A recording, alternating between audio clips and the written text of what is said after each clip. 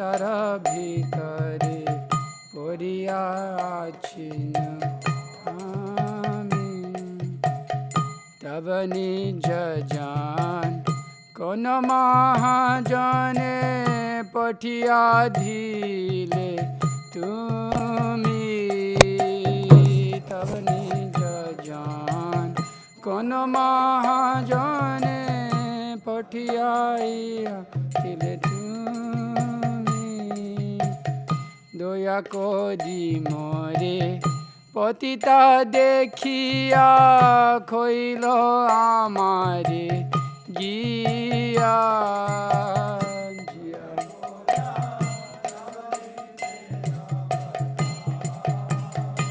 তোমারে তারিতে শ্রীকৃষ্ণ চৈতন্য নবদ্বীপে অবতারা।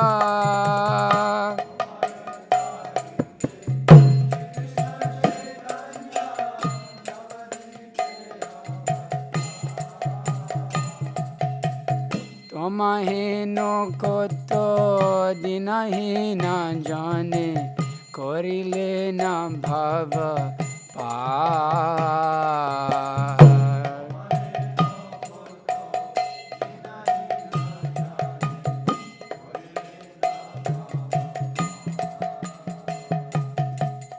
তোমাহেন কত দিনহীন জানে করিলে না ভাব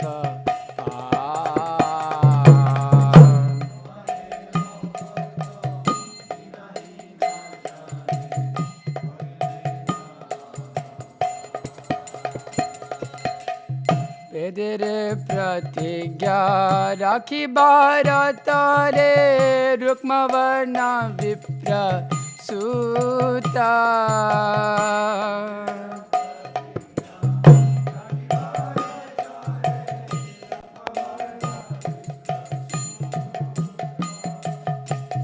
বেদের প্রতিজ্ঞা রাখিবার পর বেদের প্রতিজ্ঞা রাখিবার তরে রুক্মবর্ণ বিপ্র সুত।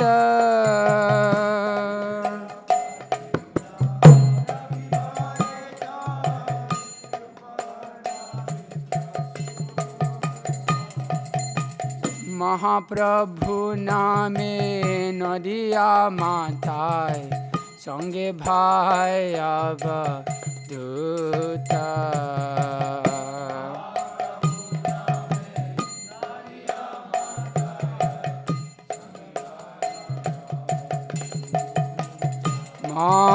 মহাপ্রভু নামে নদিয়া মাথায় সঙ্গে ভাই অবধূতা।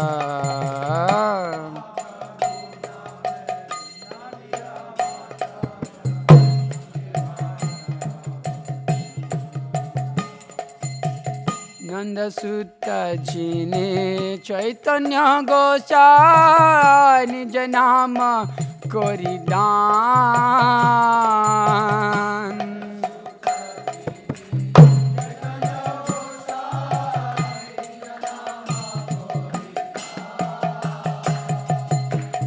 नंदसुत जिने चैतन्य गोसाई निज नाम करि दान।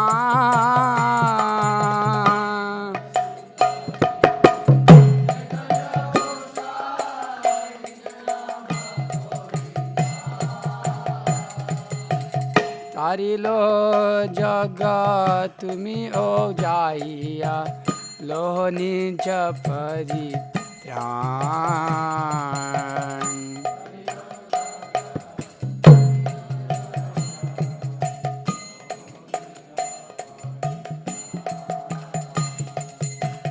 तारिलो जगत तुमी ओ जाइया लोह निज परित्राण।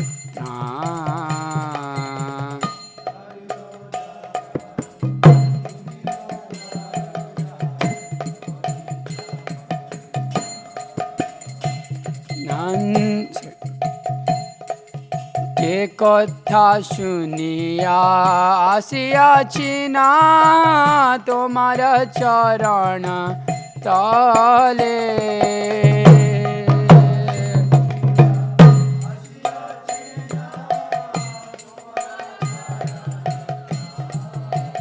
সে কথা শুনিয়া আসিয়াছি না তোমার চরণ তলে।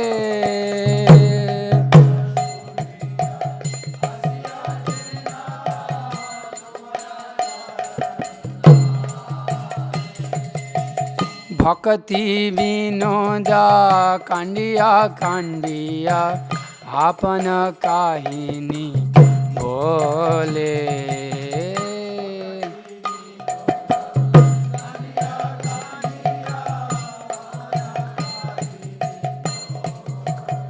ভক্তি বিনোদা কান্দিয়া কান্দিয়া আপন কাহিনী বলে।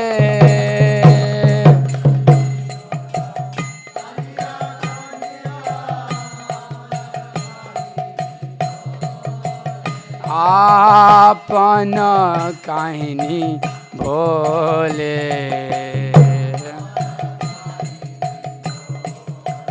আপন কাহিনী বলে।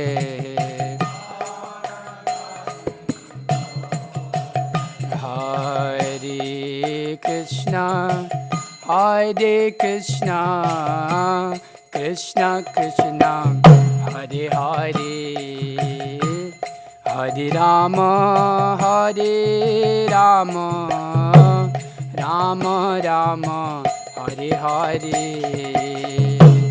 হরে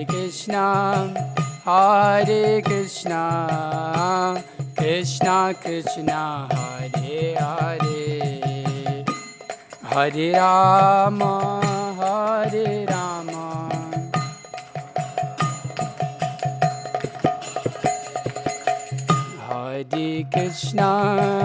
Hare Krishna, Krishna Krishna, Hare Hare, Hare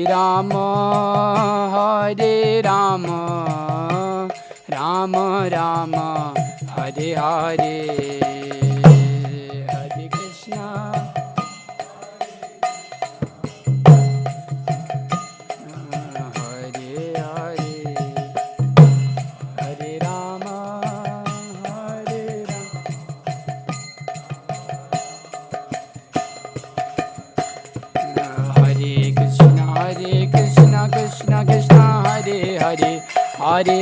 Hare Ram, Ram Ram, Hare Hare.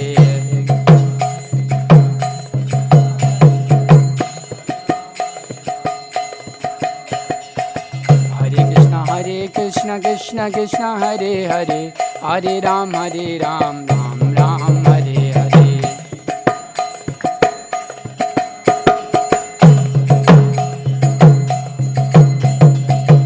Hare Krishna, Krishna Krishna, Hare Hare. Hare Rama, Rama Rama, Hare Hare.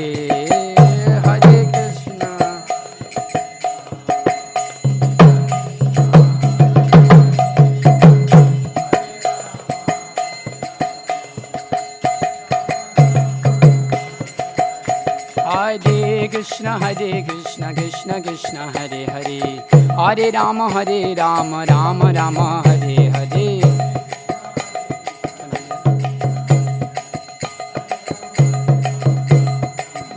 Hare Krishna, Krishna Krishna, Hare Hare. Hare Rama, Rama Rama, Hare Hare.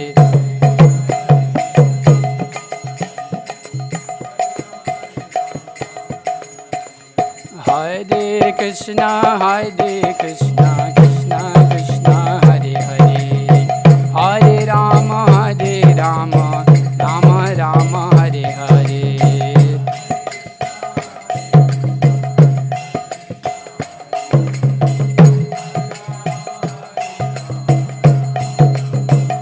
Hare Krishna,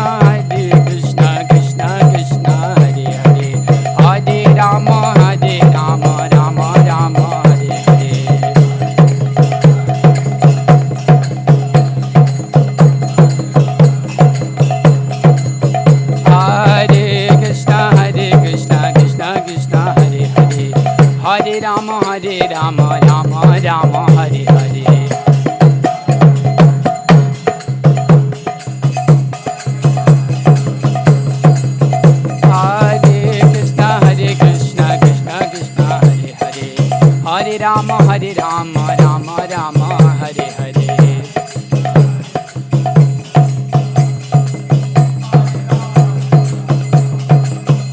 Hare Krishna, Krishna Krishna, Hare Hare. Hare Rama, Rama Rama, Hare Hare. Krishna Krishna, Hare Hare, Hare Rama. Hare Krishna, Krishna Krishna, Hare Hare, Hare Ram, Ram Ram, Hare Hare.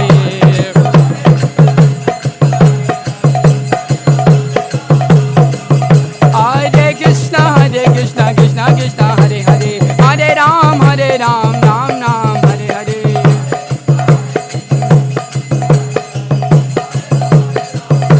Hare Krishna, Krishna Krishna, Hare Hare, Hare Rama,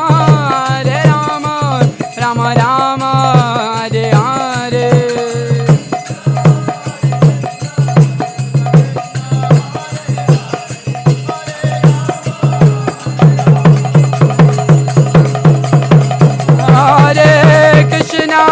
Hare Krishna, Krishna Krishna, Hare Hare, Hare Rama, Rama Rama, Hare Hare.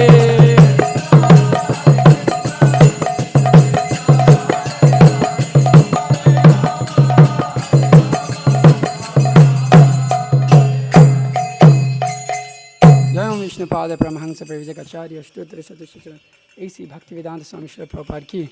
Jai Om Vishnupada Paramahansa Parivijayacharya Ashtottara Shatakrishna Bhakti Siddhanta Saraswati Thakur Srila Prabhupada ki. Ananta Koti Vaishnavinda ki. Namacharya Srila Haridas Thakur ki. Prem Se Gaur Shri Krishna Chaitanya Prabhu Nityananda Shri Advaita Gadadhara Shivasadi Gaur Bhaktivinda ki. Jai Shri Radha Krishna Gopa Gopinath Shyamakunda Radha Kunda Giri Govardhan ki. Vrindavan Dham ki. Mathura Dham ki. Ganga Mai ki. Yamuna Mai ki. Tulasi Devi ki. Bhakti Devi ki, Samveda Bhaktivinoda ki, all glories to the devotees, all glories to the devotees, Hare Krishna, all glories to the devotees, Hare Krishna, all glories to Shri Guru and Gauranga, all glories to Srila Prabhupada.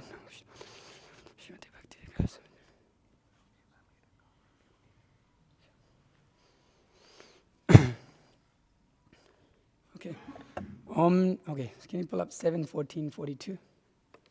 Who's got it? 7:14:42. Om Namo Bhagavate Vasudevaya.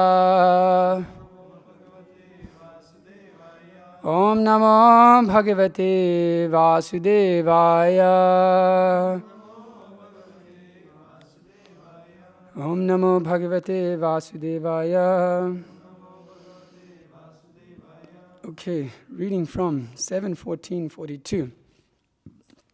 Okay, let me see. Nanu asya brahmanaha rajan krishnasya jagat atmanaha punantaha padarajasa trilokim daivatam mahat. Nanavasya brahmana rajan krishnasya jagad atmanaha punanta padarajasa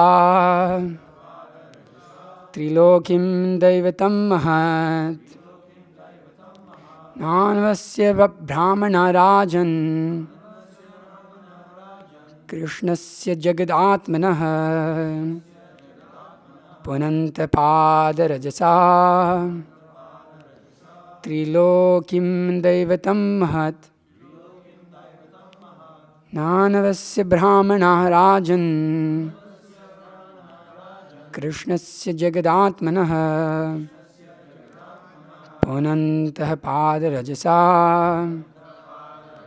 trilokim daivatam mahat.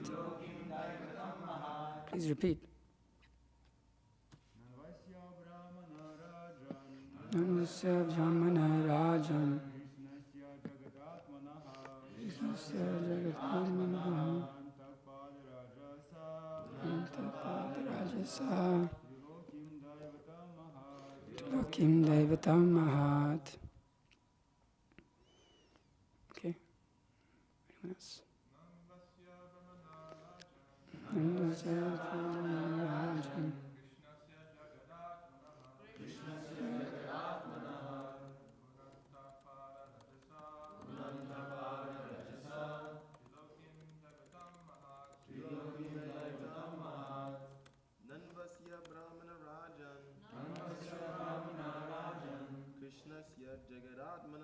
Krishnasya Jagadatmanaha Gunantapada Rajasa Trilokyam Daivatam Mahat. Mataji's. Nanvasya Raj Jagadatmanaha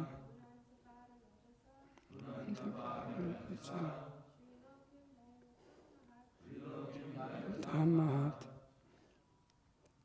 Okay, so Nanu, but Asya, by him, Brahmanaha, the qualified Brahmanas, Rajan, O king, Krishnasya, by Lord Krishna, the Supreme Personality of Godhead, Jagat Atmanaha, who is the life and soul of the whole creation,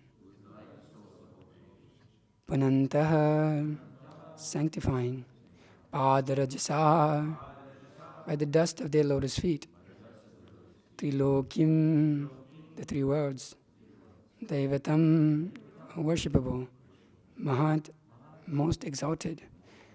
Translation and purport by His Divine Grace, A.C. Bhaktivedanta Swami Srila Prabhupada Ki Jai. My dear King Yudhishthir, the Brahmanas, especially those engaged in preaching the glories of the Lord throughout the entire world, are recognized and worshipped by the Supreme Personality of Godhead, who is the heart and soul of all creation. The Brahmanas, by their preaching, sanctify the three worlds with the dust of their lotus feet, and thus they are worshipable even for Krishna. Purport. As admitted by Lord Krishna in Bhagavad Gita 18.69, Nachat tasman manushyeshu kaschin me priya krittamaha. The Brahmanas preach the cult of Krishna consciousness all around the world, and therefore, although they worship Krishna, the Supreme Personality of Godhead, the Lord also recognizes them as worshipable. The relationship is reciprocal. The Brahmanas want to worship Krishna, and similarly, Krishna wants to worship the Brahmanas. In conclusion, therefore, Brahmanas and Vaishnavas who are engaged in preaching the glories of the Lord must be worshipped by religionists, philosophers, and people in general. At the Rajasuya Yajna of Maharaj Yudhishthir, many hundreds and thousands of Brahmanas were present, yet Krishna was selected to be worshipped first. Therefore, Krishna is always the Supreme Person, but by His causeless mercy, He recognizes the Brahmanas as dearmost to Him. Om Jnana Timirandasya Gyananjana Shalakaya Chakshurunvitam Yena Tasmai Shigrave Namaha Sri Chaitanya Manobishtam Stapitam Yena Bhutale Swayam Rupakadamayam Tati Swapadantikam Vandeham Shri Guru Shiyata Padakamalam Shri Guru and Vaishnavangsha Shri Rupam Sagrajatam Sahagana Ragnatan Vitam Tam Sajivam Sadvaitam Savatatam Parijana Sahitam Krishna Chaitanya Devam Shri Radha Krishna Padan Sahagana Lalita Shri Visakhan Vitamscha He Krishna Karuna Sindhu Dinavandhu Jagatvide Gopisha Gopika Kanta Radha Kanda Namustite Tapta Kanchina Gaurangi Radhe Vrindavaneshwari Prishabhanusite Devi Pranamami Haripriya Panchakapatarvishya Kripa Sindhubhye Vacha Patitanam Pavanebhyo Vaishnavibhyo Namo Namaha Namo Vishnupadaya Krishna Prashtaya Bhutale Srimate Bhakti Vikasa Swami Tinamane Namo Vishnupadaya Krishna Prashtaya Bhutale Srimate Bhakti Vedanta Swami Tinamane Namaste Saraswate Devi Gauravani Pracharne Nirvisesha Shunyavadi Paschatya Deshatharine Jai Shri Krishna Chaitanya Prabhu Nityananda Shri Advaita Gadadhara Srivasadi Gaura Bhaktivinda Hare Krishna, Krishna Krishna, Hare Hare, Hare Rama, Rama Rama, Hare Hare. Jnananandamayam Devam Nirmashpatikakritam Adaram Sarva Vidyanam Hayagrivam Upasmahe. Guru Vaishnava Bhagavan Tiner Smarana Hoy Vigna Vinashana Nayashe Hay Nijavanchita Purana. So, I felt very inspired by what Prabhu was speaking yesterday about Shivaram Maharaj and his ability to recognize the exalted nature of the Vaishnavas. And he was describing to us how he would treat even a bhakta that would around for 3 months. If he was preaching Krishna consciousness, he saw him as exalted. And I was just thinking about the vision of the acharyas and the vision of such a exalted spiritual master or such exalted devotee or the Vaishnavas is like that. They actually see what the Lord sees, or see through the heart of the Lord, or they can see into the heart of the Lord, how the Lord even worships those Vaishnavas. And so therefore the devotee, wanting to satisfy the Lord, also worships those Vaishnavas. So it just, this came up, and just having your presence here and the devotees from Hungary is very enlivening for us also to see such amazing yatra. We're trying to follow in your footsteps. You've got such an amazing farm, you've got this university preaching down, you've got your restaurants, you've got everything Prabhupada ever wanted. So we're very inspired, and you all are our worshipable personalities, and we're trying to follow in your footsteps. So this verse came across my mind mainly because I was just reading the 7th canto, and I was thinking, well, that is a very amazing verse, because it's for me, it's at least it's very unique, because it's particularly stating how Krishna's, there's many places where this is stated, but this one particularly stuck out to me. Because, specifically in our position of devotional service, at least I can speak for myself, it's kind of hard to, for us to even see other Vaishnavas as worshipable. We worship the Supreme Personality of Godhead, but to recognize other Vaishnavas as worshipable is very difficult. And to recognize even those who are just preaching the message of the Lord, to be worshipped, they're worshipped by the Supreme Personality of Godhead, and we ourselves are neglecting that to a great extent, or we are downplaying that, or keeping it as just an ordinary thing. But actually, if we analyze where we're at in devotional service, where we are, it's not an ordinary thing, because this material world is a very, very dark place. It's a very dark place, and after coming to devotional service, we kind of after some time, you kind of forget about it, because, you don't have to deal with it so much anymore, especially if you're full-time. But it's actually a very nasty place, and, our great acharyas like Bhaktivinoda Thakur, Narottam Das Thakur, they all describe, out of their humility, the nature of this world, nature of the personalities of this world, Kam, Krodha, Lobha, Moha, Matsarya. They're all inflicted by these things, greed, lust, anger, constantly pained by these things. So the Srimad Bhagavatam also, describes this nature of this material world and the darkness of this material world. That here in the forest, in the further talks between King Rahugana and Jad Bharata, is described here, some of the nature of the material world.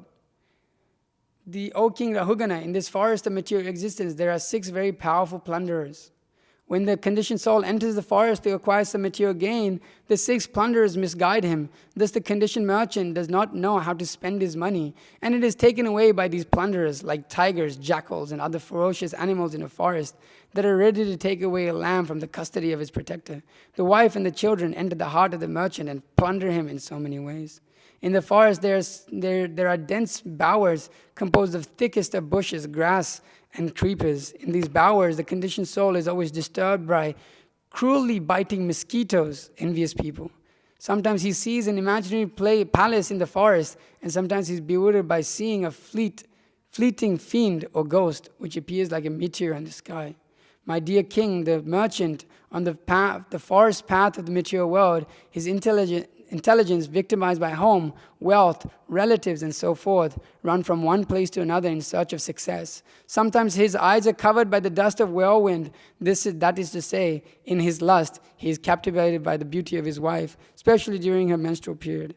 Thus his eyes are blinded, and he cannot see where to go and what he is doing. Wandering the forest of material world, the conditioned soul sometimes hears an invisible cricket making harsh sounds, and his ears become very much aggrieved. Sometimes his heart is pained by the sounds of owls, which are just like the harsh words of his enemies. Sometimes he takes shelter of the tree that has no fruits or flowers. He approaches such a tree due to his strong appetite, and thus suffers. He would like to acquire water, but is simply illusioned by mirage, and he runs after it. So this is the nature of the material world. Trying, let me enjoy. But constantly one is bombarded by the sufferings and miseries of life. Dukhalayam ashashvatam. Trying to enjoy in a place which by nature is dukhalayam ashashvatam, is full of suffering and it's temporary. So the living entity, the conditioned soul, experiences a great amount of pain, but what is the thing that keeps him going? Why does he keep doing this? What is his, what keeps them going? You could say. Lust, the hope for enjoyment. The hope for enjoyment. That in tomorrow, I will enjoy. And he sees like that, he's illusioned like that, he has been described. He would like to acquire water, but he's simply illusioned by a mirage and he runs after it. So he thinks, oh, okay, water is just a little bit further. Water is just a little bit further. And what, all the people around him, do they help him? No, what is he describing? He's getting bitten. His life is being sucked out. He's in this thick dens of bushes, grass, and creepers. He cannot see where to go next. He has no idea. He's blinded. He cannot see where to go or what he is doing. That's the nature of this material world. I mean, if we think about our own lives, what the hell were we doing with our lives? We had no idea, blinded, just like. And what were friends around us doing? What were the family around us doing? Exploitation. Everybody's looking for their own piece of the pie. Everybody wants their own. So even to the extent of our own parents who love us, there's a level of affection there. Even that is like, especially growing up in the Eastern tradition, like, the more the or Indian tradition, or you could say like that. You're pushed to become a doctor or an engineer or a big person. You have to. It doesn't matter if you don't like it. So many people so many people we meet in universities, I don't actually want to do this. Why are you doing it? Because my parents are telling me to do it. So we are blinded, we ourselves are blinded, and the others that are also leading us are also blinded. So actually in our state of existence in the material world, we have no hope. There's no light. It's all darkness. Everywhere you look, left, right, up, down, forward, backwards, everywhere. It's all 10 directions. It's all darkness. There's no hope. But we hope against hope. Maybe. So the nature of this world, or this material world, it makes us look like a fool for sure because we're trying to enjoy. And there's no enjoyment, but we're constantly trying to get it. And there's anxiety for enjoyment, especially now with the hedonistic society being pushed forward more and more, sense gratification. We were speaking yesterday, I was saying there's more and more problems. The fact that there is more sense gratification, there's more mental issues. America has such a, it's just like sense gratification is available right in your tip of your fingers. I can get anything I want right here, no problem. So the more that is happening, the more blinded people are becoming away from what is the true goal of life. And that is also our circumstance. That was also our circumstance. Who was going to help us? Who was going to lead us? Who was going to teach us? Ourselves, our own minds. We accept to be the guru. So we are led blind. We are led blind. We have no hope. Absolutely no hope. What karma do we have? What qualification do we have? Nothing. We're born and growing up in the society of malechas and yavanas. No chance. No chance to understand anything. No chance to make further advancement. So it's quite amazing. Bhaktivinoda Thakur prays like that in this song, Emona Durmati. O Lord, such a wicked mind has brought me into this world, but one of your pure and elevated devotees has come to bring me out of it. He saw me so fallen and wretched, took pity and came to me saying, O humbled soul, please listen to this good tiding, for it will gladden your heart.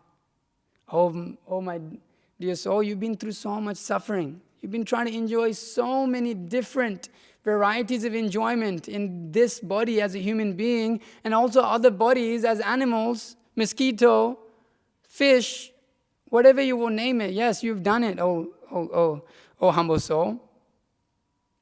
Therefore, Utishta Jagrita Prapya Varan Nibhodata. Get up. All living entity, you are sleeping in the material world. Please get up and take advantage of your human form of life. Get up. Utishta Jagrita. Get up, up. Stop sleeping in the lap of that witch called Maya. Jeev Jago, Gaura Chandra Boli. Who's coming? Gaura Chandra is coming. In this material, this world of darkness, Gaura Chandra, who is shining like the golden moon, who is dissipating the darkness of the age of Kali. With the Ashtra, the weapon of the holy name, he is coming with the light of lamp of knowledge through his devotees. He's coming, saying, get up. That's it. How long are you going to sleep in the witch called Maya? Who would do that? It's such a nasty place. Such a nasty place, this material. Like Srila Prabhupada said, I don't want to go to that dirty place. I don't want to go to that nasty place. Don't send me there, oh Krishna. I don't want to go there. Who wants to come here?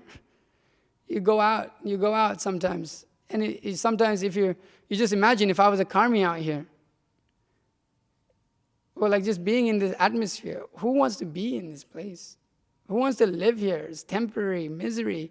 The body gives so much trouble. The mind gives so much trouble. Who wants to live here? But the pure devotee, one of your pure and elevated devotees, they are coming and taking pity upon the fallen wretched soul. Oh, humble soul, please listen. Why should I listen? Because it will gladden your heart finally. Finally. Look, you've been looking for this. You're chasing after so much illusion. But here, I'm coming as your well-wisher. I'm not coming with the idea to exploit you. Bhaktivinoda Thakur prays in another song that all of these, Buddha, Jaimini, they'll all come to try to lure me into their philosophies. They will come. But knowing you, my Lord, I shall stay very far. How does he know him? Because a pure devotee has come to help. Of course, Bhaktivinoda Thakur is himself a pure devotee. He is taking the position, oh, good news, hear the good news. There's very good news. We like good news. So, this good news, there's this, that here in this song, Kota Nidra Yao Maya Pisha Chirakale, oh living entity, how long will you sleep in the condition of the lap of the illusion energy? So now finally, after being in illusion for so long, we're being given a chance for good news. And what is that good news? Sri Chaitanya here, let me see, so like 3 here. Tumhara tarite Shri Krishna Chaitanya Navadvipe avatara Tuma heno kota dinahina jane koil bhav par. Sri Krishna Chaitanya has appeared in the land of Navadvip to deliver you. He has safely conducted many miserable souls, such as you, across the sea of worldly existence. That is the news that will gladden our heart. As Bhaktivinoda Thakur prays, that when that mirdanga, tathai bhajalakol, when that mirdanga is played nicely, it makes my heart dance. When the sound of the holy name is sung so nicely, it makes the heart dance in ecstasy. Why? Because finally, I am meeting the real lover of my life, the real object of my life, the real thing that will never disappoint me in my life. So many disappointing relationships, everything has been disappointing in this material world. Oh, hear this good news. Oh, hear, oh conditioned soldiers, hear. Are you ready? Are you ready? So the servants of Sri Chaitanya Mahaprabhu come to this dirty place, such a nasty place. And they come humbly They're such exalted personalities, the most exalted personalities in the whole universe. They themselves are worshipped by the Supreme Personality of Godhead. But they take position of a fallen conditioned soul. Bhaktivinoda Thakur, you read his work and you're like, oh my God. Especially when sometimes new devotees come in, they ask, why is he so depressed? Why is he so depressed? He's just speaking like, is this who he is? But we can understand Bhaktivinoda Thakur, he's very special to us. I mean, all the acharyas are very special to us. But Bhaktivinoda Thakur understood who we were before even seeing us. That is the expert of the acharyas and the Vaishnava. He knows the heart of the conditioned soul. And in one place, Srila Prabhupada writes that, and this is in dealing with Lord Shiva in Daksha's pastimes, that the Vaishnava is so expert, he takes those who are envious or takes those who are not practicing devotional service, completely inclined towards sense gratification, and he just turns them around to the Supreme Personality of Godhead. Takes all of their activities and directs them towards the Supreme Personality of Godhead. I'm paraphrasing. That is the expertise. How can someone, when we read Bhaktivinoda Thakur, you can think this person understands this more than I understand myself. One devotee was telling me like that. You hear it and you're like, wow, this person really knows what's going on. But is it because he is that conditioned soul? No. Because he has knowledge. He knows how to bring us up and how to bring us out.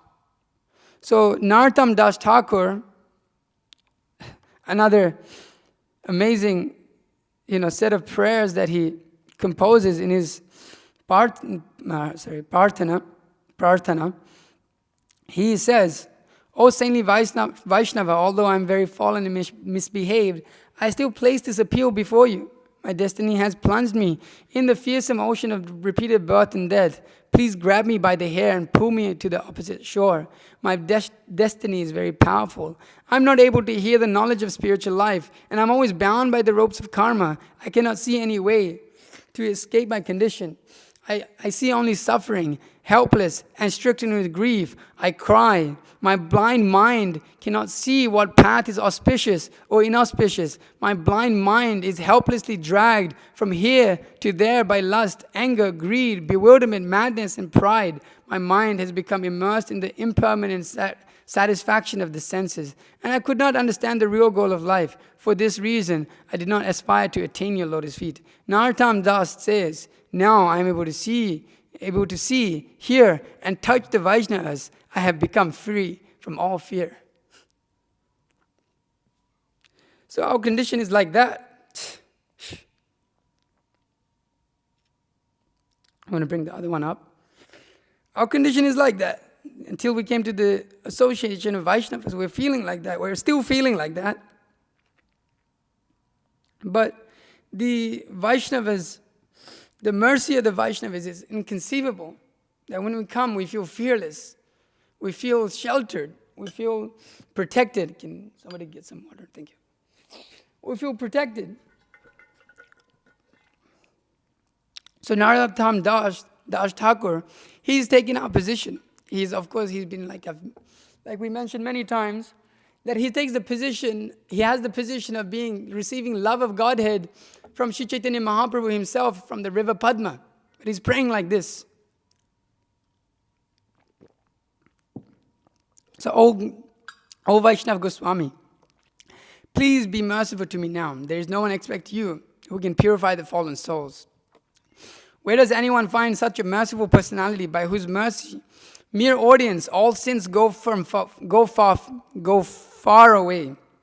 After bathing in the water of the sacred Ganga, many times one becomes purified, but just by the sight of you, the fallen souls are purified. This is your great power.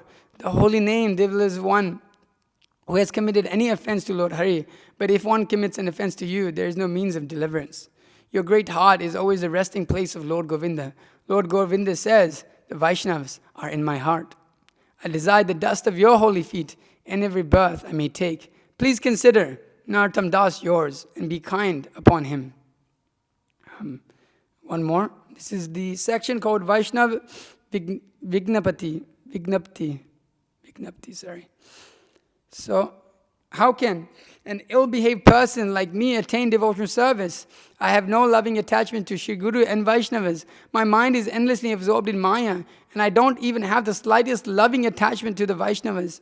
I have been blinded due to being absorbed in sense gratification day and night, and the witch named Maya repeatedly hangs a noose around my neck. There is no way to defeat her and give her up unless I attain the mercy of the saints. O Vaishnava, O Master, you do not look for faults. You simply redeem the fallen. This time, redeem this Narottam. So, this is the prayer of the Acharyas. This is the prayer of those who are on the highest platform of love of Godhead. The mercy of the Vaishnavas cannot be underestimated, or just like we have that the holy name of the Lord cannot be, what is that? How does that verse start? That it should not be seen as overemphasized. Anybody remember that? In the 10 offenses? Harinami Kalpanam. It should not be thought that the holy name of the Lord is being overemphasized, or that it's over-glorified, or that one doesn't have complete faith in it like that. So the mercy and the glory of the Vaishnavas are also never-ending. And one cannot underestimate the position of the pure Vaishnava. So what is our position? What is our position in this material world? Our position is that of a fallen conditioned souls. What are we made up of? What is our devotional service made up of?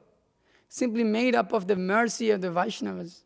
It's simply at the mercy of the Vaishnavas. There is no other thing.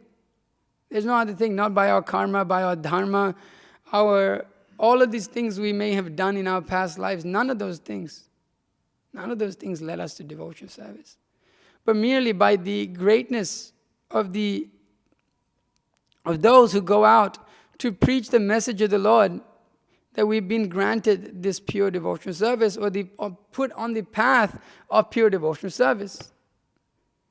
If we're foolish, then we can think, well, I did it myself. I don't need any other Vaishnavas. Then I don't know what kind of a Vaishnava that is. So, the devotees of the Lord, those who surrender unto the Lord, they go out into this nasty world, into this material world, and they go out and go through, you could say, hardships. Internally, of course, they're always with Krishna. But we see even the pure devotee, they go through so much in order to establish a proper place for other conditioned souls to come and practice the process of devotional service. Srila Prabhupada being prime example, they struggle. My spiritual master says like that. It's not that because you're a pure devotee, there's no struggle. Srila Prabhupada struggled. Bhaktivinoda Thakur struggled. Bhaktisiddhanta Saraswati Thakur struggled. They come, they don't have to, like Srila Prabhupada says, I don't have to. I can just stay in Vrindavan and go back home, back to Godhead. No problem. I'm in Vrindavan. What is the problem? What is the difficulty? I didn't have to come here to this New York. It's like the capital of, the hub of the world for sense gratification. I didn't have to go there. It's such a nasty place. But they go out of their way to worship the Lord. They do it with love, just like we understand that by the object of bhakti, he is conquered by bhakti. Krishna, who is the object of all our devotional service, he himself, the Supreme Personality of Godhead, becomes conquered by the bhakta through his devotional service, through his love for the Supreme Personality of Godhead. No other desire in the heart of the Vaishnava than to love the Supreme Personality of Godhead. Not a single other desire. That is their greatness. That they're completely surrendered unto the lotus feet of the Lord.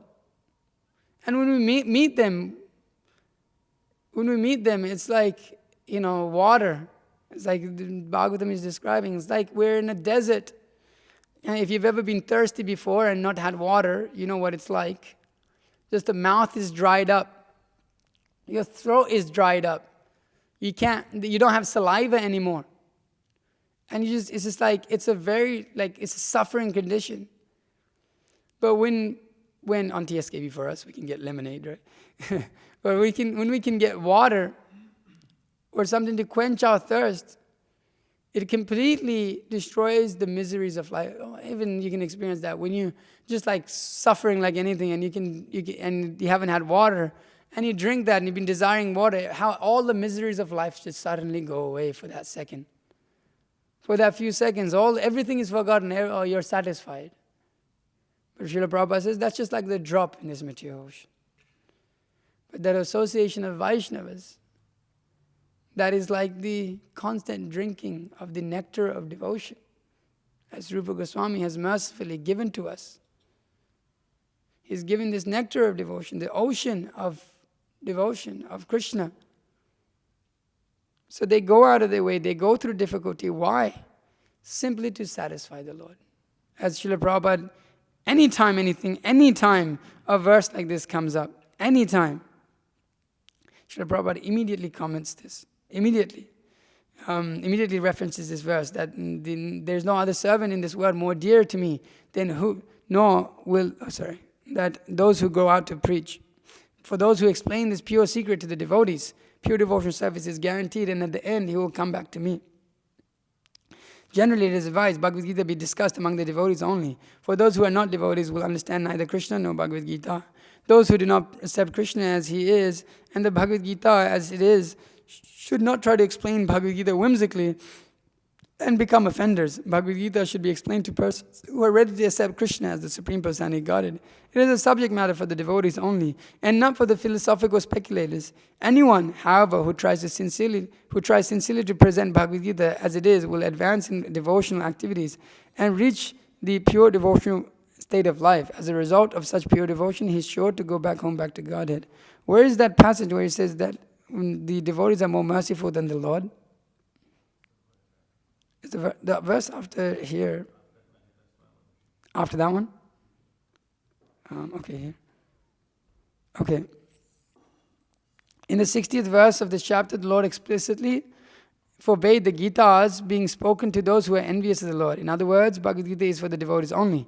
But it so happens that sometimes a devotee of the Lord will hold open class, and in that class, not all students are expected to be devotees. Why do such persons hold open class? It is explained here that although not everyone is a devotee, still there are many men who are not envious of Krishna. They have faith in him as the Supreme Personality of Godhead. If such a person he is from a bona fide devotee about the Lord, the result is that they become at once free from all sinful reactions, and after they attain the planetary systems where all righteous persons are situated.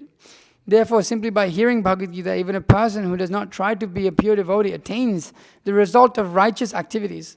Thus, a pure devotee of the Lord gives everyone a chance to become free from all sinful reactions and to become a devotee of the Lord. So, it's not in this one is either. 67, okay, previous.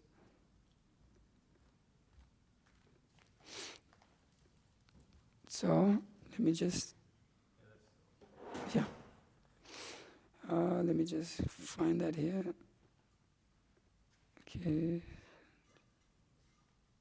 Okay. 67, right? You want to pull it up there?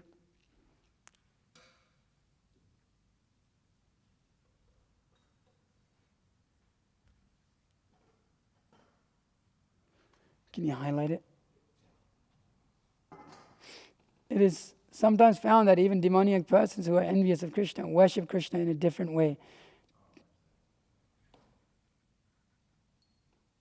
Sorry. Anyways, the point being, okay, we're not able to find it. Okay. Anyways, the point being that Srila Prabhupada mentions that even the devotees of the Lord even are more merciful than the Lord. So that the devotees of the Lord, they take that position to come and save the fallen conditioned souls. And so Sri Chaitanya Mahaprabhu being the prime example of that, taking that position as a devotee and coming and showing how to do that, how to actually save the conditioned souls, or give them a process by which they can take up to the pure Krishna consciousness, to pure Krishna consciousness. So the living entities of this material world, the hope is only provided by the Vaishnavas, is only given by the Vaishnavas, those who are willing to go out and preach the glories of the Lord throughout the entire world, and Srila Prabhupada being an example of that, the entire world. It's amazing. The Bhagavatam is saying that one should preach the glories of the Lord throughout the entire world. And it should be done, and it must be done, and Sri Chaitanya Mahaprabhu said the same thing. And Srila Prabhupada took that. Bhaktivinoda Thakur, with that vision, empowered Bhaktisiddhanta Saraswati Thakur, and then with that vision, Srila Prabhupada spread it all across the world. So the mercy of the Vaishnavas and their exalted nature cannot be understood. How can it be understood? It's inconceivable, achintya. Their mercy and their position is achintya. So even the Supreme Personality of Godhead, because of their position, their love for Him, He worships them. He worships them completely. He is in the heart of the devotees in my heart, and I am in their hearts. They become the via medium by which conditioned soul drowning in this material ocean becomes picked up and put onto the boat. The expert, guided by the expert spiritual master, and with the favorable winds of the Vedas, he travels across this material world. And Srila Prabhupada says in the Krishna book that this material world is, the ocean of this material existence, to cross over to the other side is very far. And he says, well, but Rupa Goswami says when one performs the process of devotional service, actually the verse is that the lotus feet of the Lord is like the boat, and the boat helps us cross over the ocean. But then Prabhupada says the Vaishnavas are so kind, they leave behind the boat for us, so we can also get on the boat. Because what happens is by taking the devotional service, this nations of material existence, the ocean of material existence, shrinks to the size of the hoof print of a calf. And the devotee simply just walks over it, or steps over it. And so the devotees of the Lord are always available for the individual conditioned soul to take shelter of. And so the exalted nature of the Vaishnavas, especially of those who preach this Krishna consciousness movement, is inconceivable. Those who have empowered us to preach this Krishna consciousness movement is inconceivable. Who will do it? Who will do it without any personal motive, without any payment, without any sort of desire? Who will do this? No one. No one would do this. Krishna describes that in the qualities of a Vaishnava, or qualities of a devotee, of a person on the platform of pure devotional service, 13.8. My spiritual master was giving a class on this. Humility, prideliness, non-violence, tolerance, simplicity, approaching a bona fide spiritual master, cleanliness, steadiness, self-control, renunciation of objects of sense gratification, absence of false ego, the perception of evil of birth, death, old age and disease, detachment, freedom from entanglement with children, wife, home and the rest, even-mindedness and pleasant and unpleasant events, constant and unalloyed devotion to me, aspiring to live in a solitary place, detachment from the general mass of people, accepting the importance of self-realization, and philosophical search for the absolute truth. All these I declare to be knowledge. And besides this, whatever there may be is ignorance. What personality do we find in this material world like this? Humility, pridelessness, non-violence? That itself, already forget it, not going to find him. Who's going to give us pure knowledge? Who's going to give us pure satisfaction? Who's going to be able to grant us that thing that we actually desire? That is only at the mercy of the Vaishnava. Only the Vaishnava, he holds. Oh Vaishnava, you have Krishna. You hold him. So I am simply running after you. You have the power to give him to me. So Bhaktivinoda Thakur prays like that. Many, ki jani ki bole. How has one such as I come to your shelter? Surely it is by your divine mercy alone. For you are ever seeking the purification, deliverer of the fallen soul. You are my only hope, for you are full of compassion and mercy. There is no one who needs your mercy more than I. You will surely drive away all fear. No one else has the power to deliver me, O merciful Lord. By your declaration, kindly deliver this vile and lowly sinner. I have given up everything and come to your lotus feet. I am your eternal servant. You are my eternal protector and maintainer, O Lord of the universe. Everything is yours. I am a servant. Certainly that you will deliver me. I have chosen your lotus feet as my only shelter. I no longer belong to myself. Weeping, Bhaktivinoda Thakur takes shelter at your lotus feet. Forgive his offenses. Afford him a taste for the holy name and kindly maintain him. So this is our prayer to the spiritual master. This is our prayer to the pure devotee of the Lord. You kindly maintain me. I've taken shelter of you. This section is called Goptrite Varana, taking complete shelter at the lotus feet of the Lord. That we see also through Prahlad Maharaj. How although the Lord was there in front of him, he said, actually I have to take shelter of Narada Muni. I have no other, and he is my first object of my service, of worship. He is my first worshipable Lord. So we take shelter of the pure devotee, of the spiritual master, because he himself is worshipped by the Supreme Personality of Godhead. That is his exalted nature. And we should never forget that. We should never forget that. Bhaktivinoda Thakur isn't forgetting that.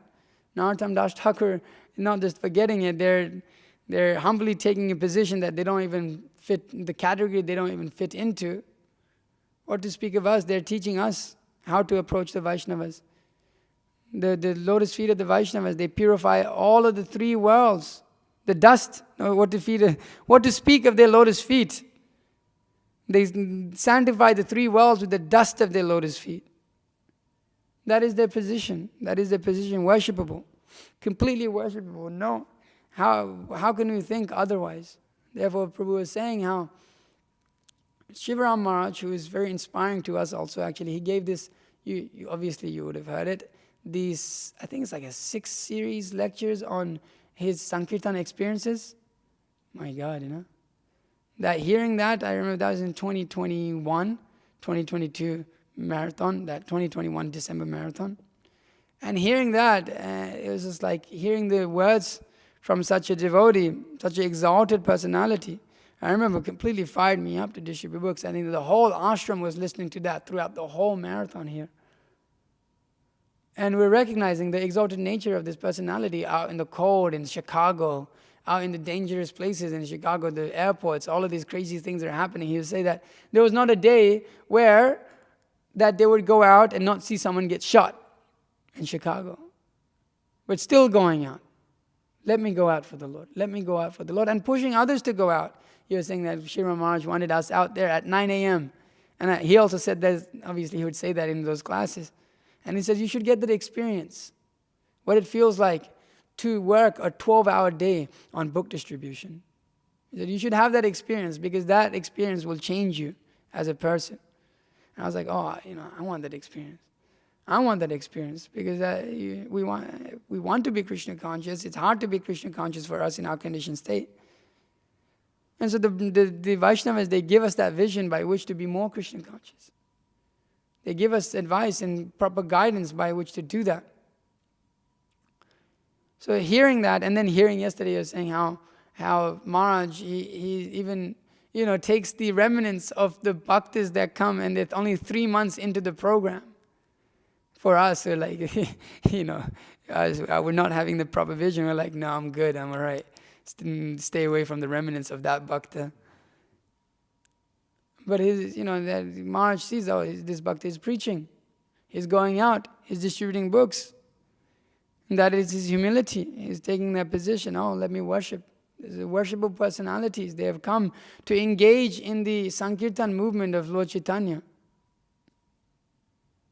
And so one should constantly recognize that in our minds, that every day we wake up, we shouldn't think, this Vaishnav, that Vaishnav. We should recognize in our life, I am with the most exalted personalities in the entire universe. We're trying to come to this platform of purity together. There's nothing else. There's no other circumstance, place, time that we want to be other than in the association of the Vaishnavas. That is the only thing to do with our lives. That is the only purpose of human life, this Vaishnav Sangha. Sadhu Sangha, those who are pure in heart, sadhus, who hold, like my spiritual master was describing, the Supreme Personality God is so merciful. Cheto Darpana Marjanam. He goes and cleans it, and then he goes and sits in the heart of the devotee. So the Vaishnavas are also like that. They clean our heart by their words, by speaking the words. They carry the holy name. They carry the holy name. And they give us that holy name. Without that, what is our possibility to clean our heart? So we are at the mercy of the Vaishnavas. As Bhaktivinoda Thakur is, you own me now, O Vaishnava. You own me. I'm yours. Do whatever you like with me. Whatever your desire is, that is my desire. Whatever you do, that I will do, O Vaishnava. I have no other separate existence, O Vaishnava. I have nothing else. Without you, what is my existence? What is my existence? What do I have in this world now? I have given everything up. You have saved me from all these things, so let me surrender to you. I have nothing else. Just give me your shade of your lotus feet. I do not have anything. And we should be in that mood and see that as our reality. Every day, day in, day out. We should hear these prayers of Bhaktivinoda Thakur and see how to completely inculcate that in our hearts. Maharaj I asked him, is it okay if we listen to all of these narrations of Bhaktivinoda Thakur's songs constantly? Because Amala Bhakti Maharaj has done a very nice translation and narration of all of these things. And I told him, Amala Bhakti Maharaj has this thing, is it okay if I compile something where is the translation and the songs together?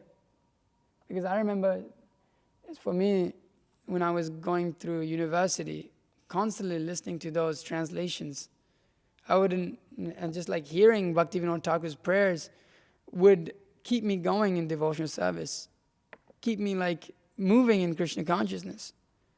Because it's just like I'm saying, it just felt so understood. Everybody wants someone that understands them so deeply in their hearts.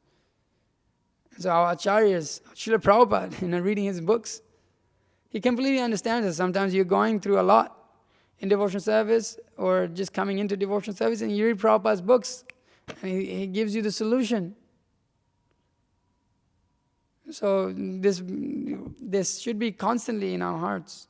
So I was saying that I'm just putting together this thing of there's prayers, there's the songs themselves in Bengali that have been sung, and then there's a translation song, just like we sing when we do bhajans, making a little MP3 you say, thing there. And if devotees would like it, I can send it out to them or put it on your phones. So we should be constantly in meditation of this, of our fortunate position from being in such a nasty and dirty place. We've come to the platform of being able to associate and hear from those who are so exalted in nature. And they're completely on the platform of their pure devotional service. They've done so much. They've gone through so much and giving us everything. They're giving us by their words. They're giving us everything they have, simply by their words. So this is the exalted nature of the Brahmanas, the Vaishnavas. And so we should take the shelter of them. Even Krishna, he takes shelter of the Vaishnavas also. So we should take shelter of the Vaishnavas who will give us Krishna. Otherwise we have no other hope. And so we have such great Vaishnavas, Shivaram Maharaj, doing such amazing things, inspiring so many devotees, pushing on the movement so nicely. And so it's inspiring for us to see that. And we're, like I was saying, is worshipable personalities. All the devotees that are coming here, worshipable personalities. On the level, as obviously as guests in Vedic culture, guests, what is this? Atiti Deva Bhava. Like demigods, even the demigods want to come and join the Sankirtan movement. So this is the platform of the pure devotees of the Lord. The devotees of the Lord, they're very, very special, very rare. Where will we find such a gem in this world? We won't be able to find it. This is the only place.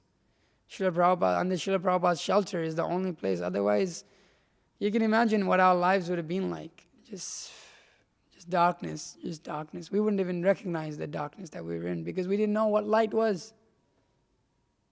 But the Srila Prabhupada has come and gave us this light. The Srimad Bhagavatam, the Bhagavata, he has come. Bhagavatam in the form of the Bhagavata. The Bhagavata himself. The Srimad Bhagavatam, the walking Bhagavatam has come and given us this knowledge. and allowing us to now distribute more Bhagavatams by that. So going out and preaching, being the most centralized aspect of Krishna consciousness. And again, as Shiva Maharaj, what an amazing personality. He's made sure that pretty much every person in Hungary that's under the congregation must distribute books, right? He's mentioned in that lecture that everybody has to go out. Everybody has to get the experience of book distribution. Everybody must get the experience of book distribution. Everybody must preach. We must come to the platform of trying to come to the platform of Madhya and not stay neophyte. Actually, Narada Muni, this is Narada Muni speaking. He says, those who just see the deity in the sometimes a neophyte devotee offers all the paraphernalia for worshipping the Lord. And he factually worships the Lord as a deity. But because he's envious of the authorized devotees of Lord Vishnu, the Lord is never satisfied with his devotional service. So one has to recognize how, and even, my spiritual master was saying that, this deity worship is important, but if one is not even reading Prabhupada's books, the reading of Prabhupada's books is more important than worshipping the deity. Because one devotee was writing to him like that, I don't have enough time to read Prabhupada's books because I'm engaged. He said, okay, cut down your service of deity worship and read Prabhupada's books. Actually, if you don't, it's more important to read Prabhupada's books than to worship the deity, because by reading Prabhupada's books, you can get the proper understanding by which to actually, how to worship the deity. Worshipping the deity means being able to appreciate the Vaishnavas. So one should preach, one should go out. Preaching doesn't just mean, we may not also be so, sometimes not have the, we're not so competent to speak or to be able to defeat people, all of that, but that's not the point. We can go out and give someone Srila Prabhupada's books, as he said. What will your 2-minute preaching do? You give my books. So we should be involved in the mission of Sri Chaitanya Mahaprabhu. We've been given that mercy. So we should continue to hand that mercy out to others. That is the point of this book distribution. That is the point of this Krishna consciousness movement. That the pure devotee has given us shelter and we're riding on his mercy.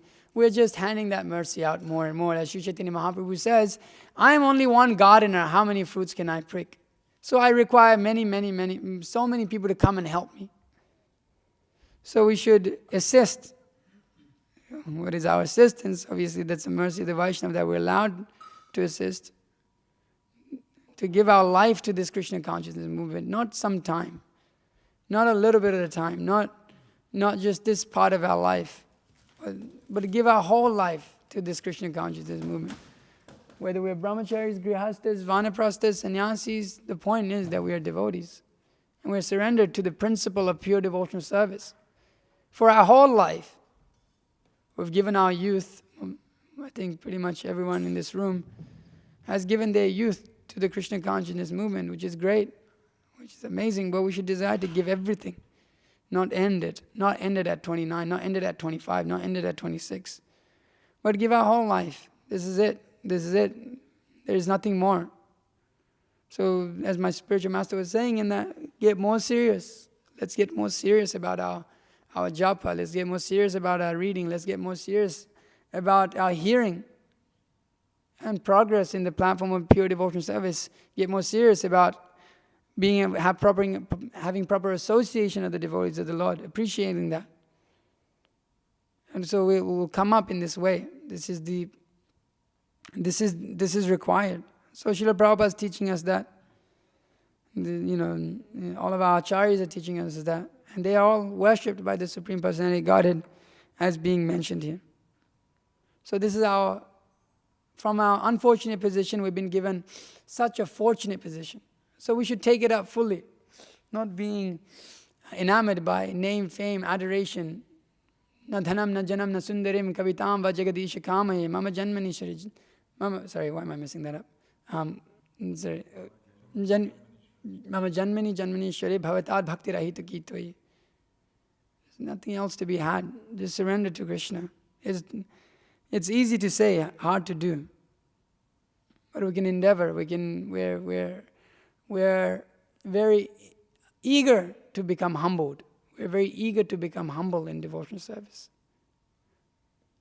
So we've been given this position by the mercy of Srila Prabhupada, by the mercy of our spiritual master, and by the mercy of the Vaishnava around us. So take full advantage. So I'll end my class there. Please feel free to ask any questions or comments or any criticisms. Okay. Anything? Anything? No? Nothing? Yes. Did you already compile the Yeah, I just gotta finish it up. Okay. I'll send it to you. You want it? Mhm. Okay, I'll send it to you. Okay, all right. Anything else? No? Is it the whole book? Yeah, it's The the whole thing. Sharanagati or all? Sharanagati. Just Gitavali also. There's Gitavali also. That is got a translation to that. I don't know if I have all of the songs sung by the Bengali devotees in Gitavali, so I'll see. Okay. Huh? Okay.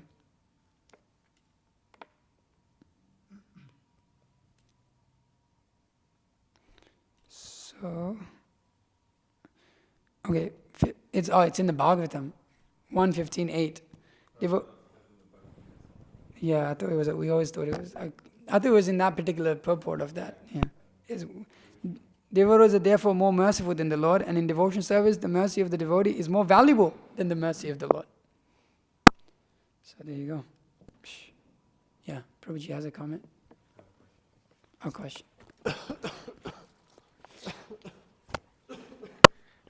So, you're speaking about how the Vaishnavas are merciful, and we see that sometimes devotees, bring us in, they help us in our Krishna consciousness, but, there's like different degrees of respect that's offered to different, Yeah.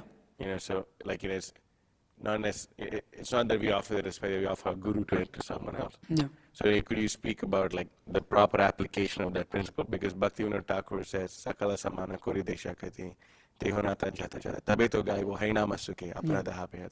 you'll actually be able to chant the holy name offenselessly when you give people the respect that they deserve, which also means that you don't disrespect them. Yeah. But it also doesn't mean that you treat everyone like the Shuddha Bhakta Charanareno Acharyas. So what's the proper gradation? Yeah, the point is that one is able to appreciate the Vaishnavas, but then there's also understanding like that given by Bhaktivinoda Thakur. That a proper devotee, he sees who is on what level, and he respects. Because if you give respect, just like we're talking about pure devotees, specifically in this particular instance, the Brahmanas in it specifically mentioned those who are pure devotees of the Lord, who are dedicated. They we see in the way that we've been speaking.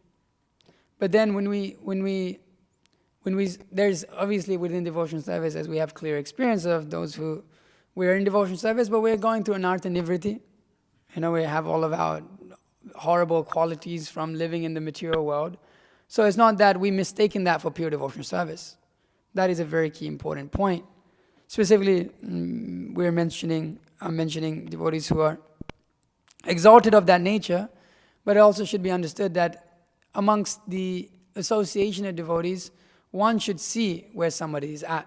Like, see where they have a lot of material desire, are they envious, that's there within devotional culture also. So then one has to see, is this person on a platform of a pure devotee, or is he on the platform of a neophyte? But that doesn't particularly mean that he looks down upon them, but he doesn't falsely glorify them or put them on the platform of a pure devotee, because Bhaktisiddhanta Saraswati Thakur mentions this in the 11th canto, that neophytes tend to generally put other neophytes on the platform of a pure devotee and then degrade the pure devotee to the platform of a neophyte. So that is there. So that's why we should take shelter of the pure devotee who can guide us in understanding these things properly. That we don't falsely think, we don't falsely see everybody as a pure devotee. We see it as it is. And Srila Prabhupada taught us that primarily. He was a real person. He's not that it's all love and it's all pure and it's all everybody's a pure devotee. That is not true. That leads to cheating, actually. So one has to be careful, of course, but one can appreciate the association. it's not that he sees, and he sees who he should associate it with, and he sees who he shouldn't associate with, even within devotion service. But it's not that he goes and blasphemes them. He doesn't go and speak like, nonsense to him, or he's not offensive to them. But he doesn't give them improper respect. Just like we worship the spiritual master when he comes, but we don't particularly worship, a bhakta that may walk in and wash his feet or something, because he's going to get puffed up, and then other people are if other people see that around him, they go, oh, he's exalted, let me take shelter of him, and then he'll just cheat them because he doesn't know the platform of pure devotional service. So specifically being mentioned, we're speaking, those who are on the platform of, not having any other desire than the devotional service of the Lord. But then we see amongst association, it may be like that. So then we can appreciate the association, but then also understand, have discrimination in who is who, right? It seems like in the name of discrimination, sometimes strong speech is required. Yeah. But there's also a danger of being offensive at the same time. So there's a fine line. There is a fine line, yeah. And what precautions should one take when they're in that position where something like that, something undesirable, some things like that come out repeatedly over and over again, and people are affected by it. Yeah. So what's the fine line? One has to see. The thing is, preaching is there, but then one has to see if somebody's able to receive that, and what your position is in regard to giving that instruction. So the truth must be spoken. There's no doubt about that. But it's like if you go out on the street and you just preach heavy to someone, most likely they're not going to consider, because they're just going to think you're puffed up. Right? You just go out on the street and you just get you just go, why are you not practicing the 4 regs? What's wrong with you? You gotta chant. You can't have sex. You can't drink. Why are you doing all these things? This is like messing your life up. Most people are not going to listen to us. Why? Because they don't particularly. This is who is this person that just hating on me? It says I have no regard for him. So we should see that there is proper understanding in the relationship that we're instructing, that they're taking that properly. And then we should see not just that, sometimes people may listen, but externally they're taking it, looks like they're taking it, but within their hearts they're feeling a certain way about it. That's there. So you have to see, how do we judge that? We see by their behavior, if they took the instruction or not. Because otherwise, how will you be able to tell, who took the instruction or not? You see by their behavior. Generally,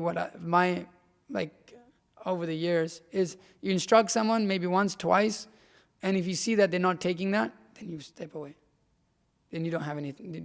Then you have to be detached in that way, that you gave your time and your instructions and what you think it was right, and they don't take it. Then they're okay. Then I shouldn't play with this too much, because this person will just think I'm envious, or I'm not instructing them properly, or there's like that. So then one has to see, that's the nature of Madhyama Acarya.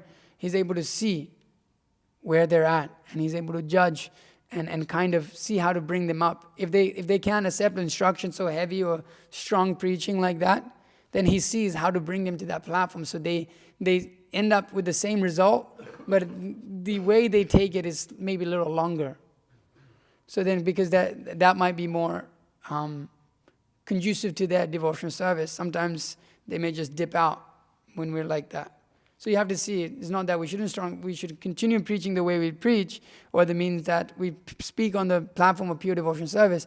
But if they're not taking it, then we have, the Vaishnavas are meant to be expert in seeing how to make them take that, like we were mentioning yesterday, sugar-coated, medicine. So then that's the expert nature of the Vaishnava. He knows where everybody's at, the pure devotee, and he can guide them accordingly. Like when we were, I don't know if anybody remembers, we're still neophytes, but especially when we first come into Krishna consciousness, we try to preach to our parents. That's a really clear example. I still do that. Yeah, still do that. But it's a really clear example of trying to preach to them when they don't want to hear it. And they just get fried out. and they don't understand, and they're just like this guy. And my parents say, oh, this guy just hates us. And my parents think that the devotees are preaching to me that you should hate your parents. Yeah, so what benefit is it to them? It's like not benefit at all, because now they don't like the Vaishnavas because you're like trying to instruct them in a way you don't have the position to instruct them, because your parents is generally you grew up around them, so they saw you make 1 billion mistakes every day of your life. So who the hell is this to instruct me? So you have to see if they're like willing to take the instruction. And sometimes you instruct someone and it seems like they're not taking the instruction when you're speaking to them one-on-one. But then you see their actions, they did take the instruction. So you have to see by that, same thing, achar, vichar, and prachar. It's like you see by your preaching, but then you see if your preaching is how it's affecting their actions, and then you have to act accordingly. Otherwise it becomes like we've seen, it just becomes a clash between those Vaishnavas, and he thinks, oh, this person just doesn't like me. But it's not true. Like generally when we want to we're preaching, it's not that we don't like that person and telling them, it's just we want to benefit them. It's just we have to see how to do it in the best way possible. And we have to rack our brains in how to like try to help others become Krishna conscious, and how to ourselves to become Krishna conscious. So yeah, sorry, I should have mentioned that point along the lines of that one should see like that. The different platform of devotees are on different platforms. Because it seems like majority of the time we don't meet like devotees who Krishna's taking shelter of. Yeah, you know what I mean? At least as of now, it doesn't seem like, oh wow, you know what? Wow, all of a sudden, for all sure. of y'all like seriously. For sure. It seems like the Acharya has like a very specific role. Yeah. And that's should be preserved for the Acharya. Yeah, for sure. And we can see that in the past, especially America, 100%, Europe also, there were like devotees who were on that level. They were doing a lot of service, and they were doing all these amazing things, but they were given the same respect that Srila Prabhupada was given. And then they took that. And also. then Bhakti, and they took it, unfortunately. And Bhakti Siddhanta Saraswati Thakur's disciple, I forget, I think it's Bhakti Pramod Puri Maharaj or something, he was saying that when someone is worshipped at the level that they're not, they go mad. Yeah. And we can see that some literally went mad. They completely crazy. Emotionally broke down and went crazy. Yeah. And, I looked up some of the stuff that they're putting out now. It literally doesn't make any sense. Like it seems some claim that they've transcended the role of being a guru into something, because a guru, I don't even know what it means. It's just like, it doesn't make any sense. But at one point of time, they were there, and one of them, one devotee who was a friend of one of them, said that once there was only one Paramahamsa, now there's 11 Paramahamsas. So once there was Prabhupada, there's a Paramahamsa, but now there's 11 Paramahamsas. So like this, it makes you insane, actually, to imagine yourself to be something that you're not. It's a very scary position. Imagination keeps growing bigger. Yeah. That's the nature of imagination. Yeah. When you lust, lust, when you mix lust with imagination, it's like the and deadly combination. And then you're feeling that with worship. Cyanide. You're really self-destruction. So yeah, that's an important point. And also, like, these things are being mentioned also, that the preachers, they're very close to the Supreme Personality of Godhead, or they're also, they're worshipped. Even if one is worshipped, one should never take that worship. That is important. Srila Prabhupada never took the worship. He always gave it to his spiritual master. He accepted the worship, but he didn't take it. Yeah. That's the difference. Yeah. He accepted it because he's a guru, and that's the role of it. That Shastra says you should accept that, but he never took it for himself. He always said, my spiritual master. Immediately, I said, Jai Prabhupada, Jai Prabhupada. Yeah. So that is our position. We should never take the worship. We should never think ourselves to be in any exalted position. That is the quality of a devotee. So yeah, these points, these important points are there. Sorry if I could mention those points. So yeah. And we also see and we notice that actually I remember Shiva Maharaj was once being asked about this question, and he said that the right attitude of those devotees should have been, now I have this position of doing the service for my Guru Maharaj. They should have realized what the situation is, and just if they just kept on with their service of just doing what Srila Prabhupada asked them to do and not accepting, then it would have been really good for everyone. actually. I don't, Manoj just asked this question about them, and he was pretty close with some devotees who were, preaching in England and Europe. I mean, like, it's just like, he was your, like, whatever, Sankirtan leader, and now he's, like, on the level of Prabhupada all of a sudden. Yeah. I mean, like, it just, it really, like, messes with your mind. But then we can say that, if you're hearing from Guru, then naturally a byproduct of, like, reading Shastra or whatever, is that you're attached to Guru, Sadhu, and Shastra. So, so when the so-called Guru or, like, the big guns, they fell down, those who are actually attached to listening to Srila Prabhupada and reading Prabhupada's book, they understood that, okay, but you can still take shelter of the sadhus and you can still take shelter of Shastra, and eventually, like, they rose to the occasion. Yeah. Like, all the devotees who are doing big, one of my favorite quotes of Shivaram Maharaj is that he says that most of the devotees who are doing big things in the movement right now, they have a strong background of doing menial service and book distribution for decades of their life. There's a quote, I think someone took a picture and put it up too. I used to have it, I don't know where I kept it, but that's the thing, like, because no matter how people, like 50,000 devotees can be worshipping you and all this, but when you go on the streets and you're holding a book and you're meeting a karmi, it don't matter. Yeah. Like, your Sanya Sunday is just an impediment for you to hold the Saptarishi set, It's like, it doesn't matter, no matter who you are. That's why, like, going to the streets, that's why we see Maharaj, still goes to the streets. Yeah. Still distributing books on the streets. That's a big deal. And he wants to come to Atlanta to distribute books with the street teacher. Like, that's amazing, I mean, that's just the best, that's the best, best amazing thing. Because that like, gives you a reality check. Like, Yeah. bro, like, you can have, like, 50 people massaging you, 1,000 people cooking for you. You can have whatever you can have. But when you go on the streets and you're meeting a karmi, it doesn't matter. It doesn't matter who you are.